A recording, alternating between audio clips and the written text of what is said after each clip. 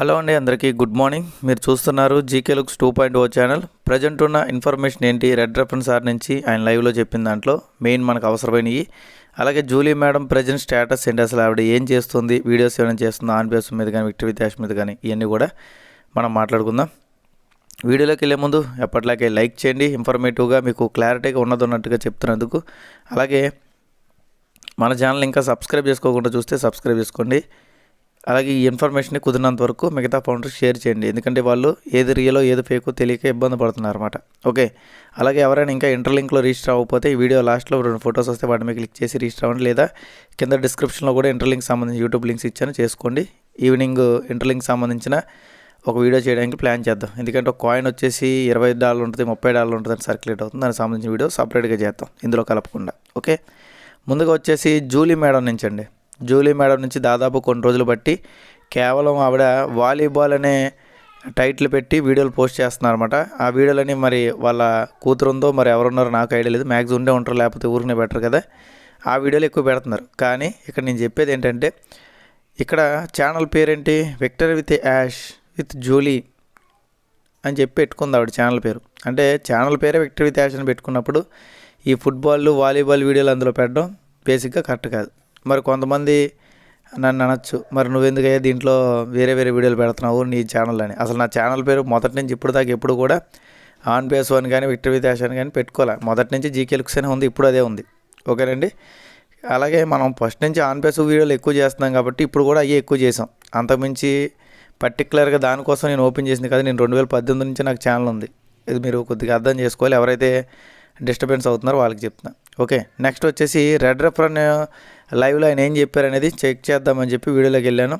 దాంట్లో మనకు main topics ఏంటనేది చూసుకున్నట్టయితే కేవలం ఆయన చెప్పింది 2 మాటలన్నమాట.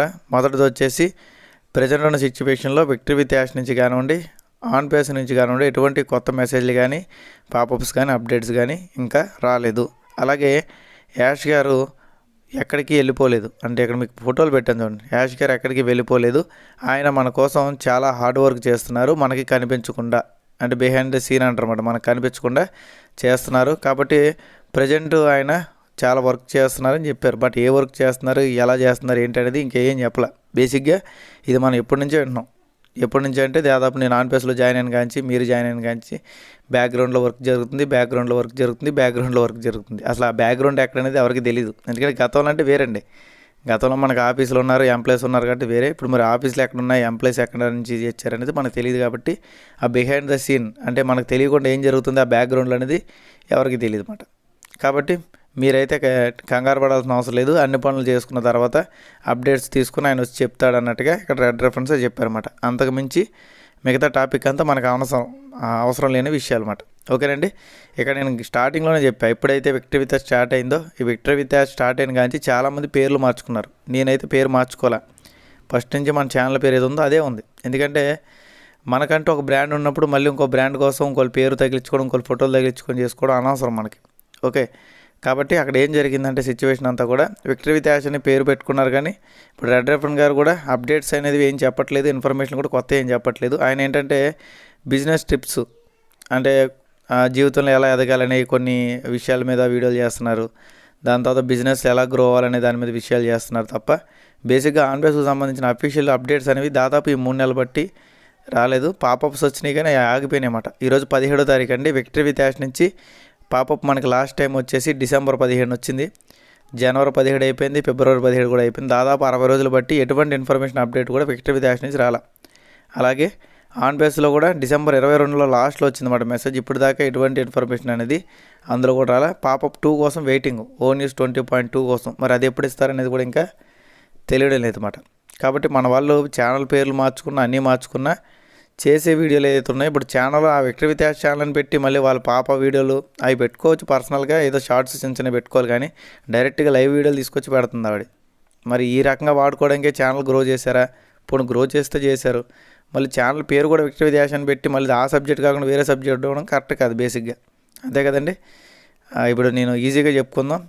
ఇప్పుడు నేను ఆన్ పేస్ ఛానల్ అయినా పెట్టాను అనుకోండి అఫీషియల్గా, ఆన్ పేస్ వీడియోలు కాకుండా వేరే వీడియోలు చేయడం కరెక్ట్ కాదు. బట్ మన ఛానల్ పేరు అనేది నా పేరు మీద ఉంది, కానీ ఇక్కడ వీళ్ళు అలా చేయట్లేదు. వీళ్ళు ఏంటంటే ఒక పక్క victory with ash success with red reference అని పెడుతున్నారు, దాని తర్వాత క్రిస్ జాన్సన్ విక్టరీ డాష్ని పెడుతున్నారు, కానీ పెట్టే వీడియోలు మాత్రం వీళ్ళ ఫ్యామిలీ వీడియోలు, ఫ్రెండ్స్ వీడియోలు అన్నీ పెట్టేస్తున్నారు.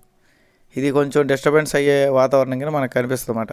ఓకే, ఇంకా లాస్ట్ అండ్ ఫైనల్ అసలు ఏంటన్నా ఈ నెలలో ఏమైనా డబ్బులు వస్తాయా అని చెప్పి చాలామంది అడుగుతున్నారండి. విక్టరీ డాష్లో కానీ ఆన్ పేస్లో కానీ ఇప్పుడు దాకా మనకు సరైన అప్డేట్స్ కానీ ఇన్ఫర్మేషన్ కానీ లేవు. అలాంటిది డబ్బుల గురించి ఆలోచించడం కరెక్ట్ కాదు ప్రజెంట్ ఉన్న సిచ్యువేషన్లో.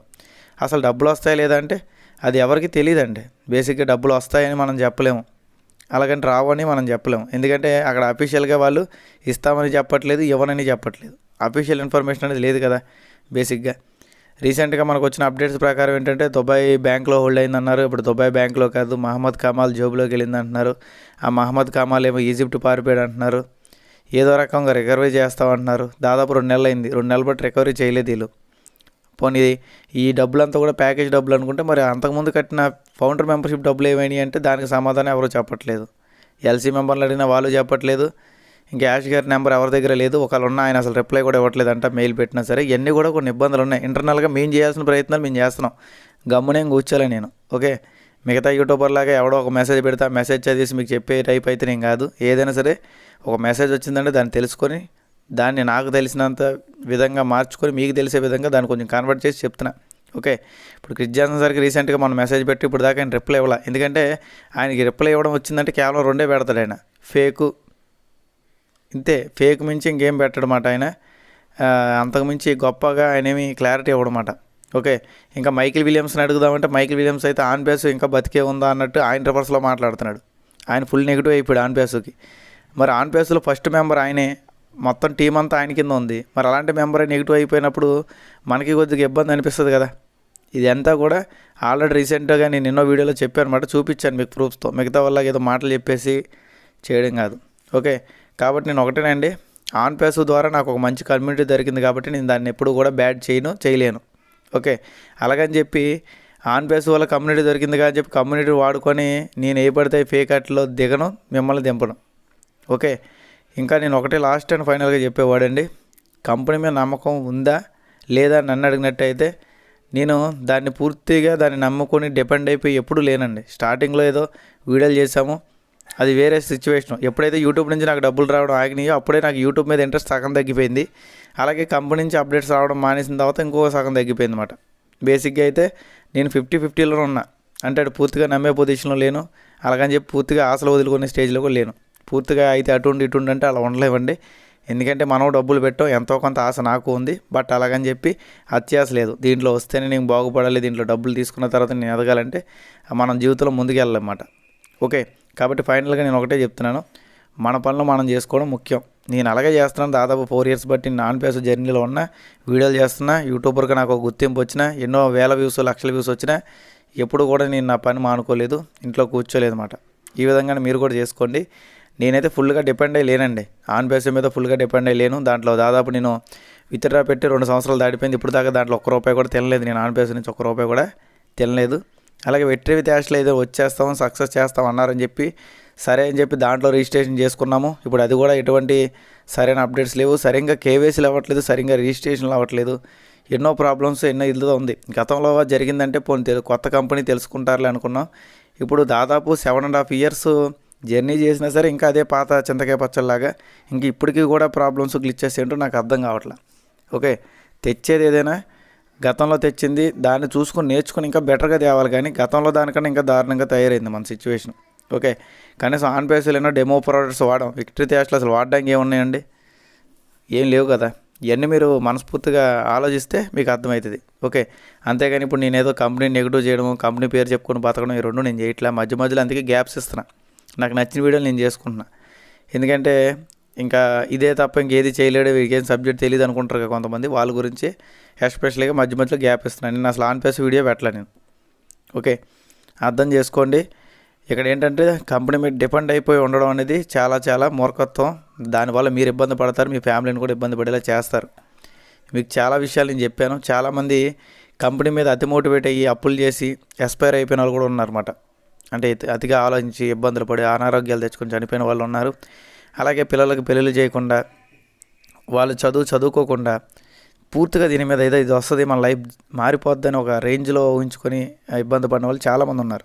నేను చెప్పా కూడా నేను చెప్పాను నేను కూడా, కానీ ఇంత రేంజ్లో నేనైతే ఎక్స్పెక్ట్ చేసి ఎప్పుడు చెప్పలా. కానీ ఎవరైతే చెప్పారో వాళ్ళు ఇప్పుడు సైలెంట్లో ఉండడం మీరు గమనించారు.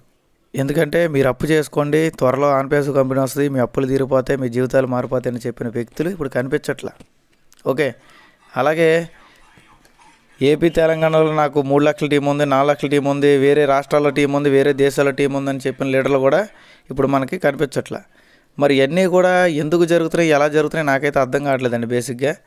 ఎందుకంటే ఇంత హడావిడి చేసిన వాళ్ళు ఇప్పుడు ఎందుకు సైలెంట్ అయిపోయారు అనేది తెలియట్లేదు. ఎందుకు సైలెంట్ అయిపోయారంటే వాళ్ళకి కూడా ఇంట్రెస్ట్ తగ్గింది అని అనుకోవాలా, లేదంటే వాళ్ళు వేరే బిజినెస్లు చేసుకుంటున్నారు కాబట్టి దీన్ని పూర్తిగా సైడ్ చేశారని అనుకోవాలని తెలియట్లా. ఎందుకంటే ఇప్పుడు నేనైనా ఎందుకు వీడియోలు చేస్తున్నానంటే నిజంలో చెప్పాలి, లేకపోతే అబద్ధాలను నిజం అనుకొని దాన్ని మైండ్లోకి వెళ్ళిపోతారని ఒక బాధతోనే నేనైతే వీడియోలు చేస్తున్నా. ఓకే, అలాగని చెప్పి గతంలో చేసినట్టు ఊరికే రోజుకు 2 వీడియోలు 3 వీడియోలు చేయట్లే. ఎప్పుడో మానేసాం మనం 2 వీడియోలు చేయడం అనుకోండి. బేసిక్గా నెలకు 30 వీడియోలు రావడమే గగనం మన ఛానల్ నుంచి. ఓకే, కాబట్టి ప్రశాంతంగా మీ పనులు మీరు చేసుకోండి. ఎవరు ఎన్ని చెప్పినా సరే దయచేసి నమ్మొద్దు. ఎవరికి కూడా డబ్బులు అనేది రాలేదు, అవన్నీ కూడా రూమర్లు మాత్రమే. ఓకేనండి, ఈ వీడియో ఎంతతో ఎండ్ చేద్దాం. ఇంక ఇంటర్ లింక్లో రిజిస్ట్రేషన్ చేసుకోకపోతే పైన వీడియోలు చూసి రిజిస్ట్రేషన్ చేసుకోండి. లైక్ చేయండి, షేర్ చేయండి, సబ్స్క్రైబ్ చేసుకోండి. Thank you.